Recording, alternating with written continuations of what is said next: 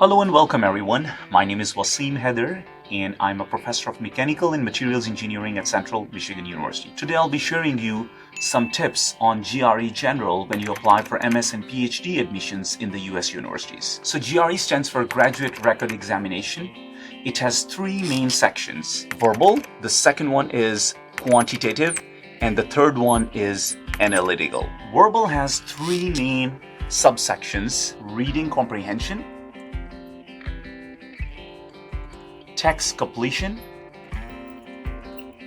and the third one is sentence equivalence.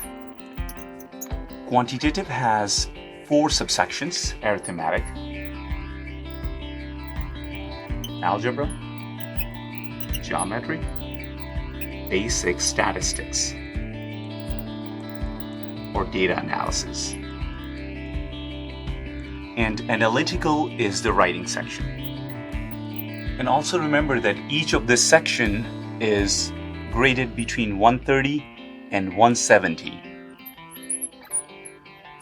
And the last section, analytical, is graded between 0 to 6.0. GRE is valid for 5 years, which means that when you are in second or third year of your undergraduate degree, you can take a GRE general exam. So that's why it is always good that you can take this one as early as possible.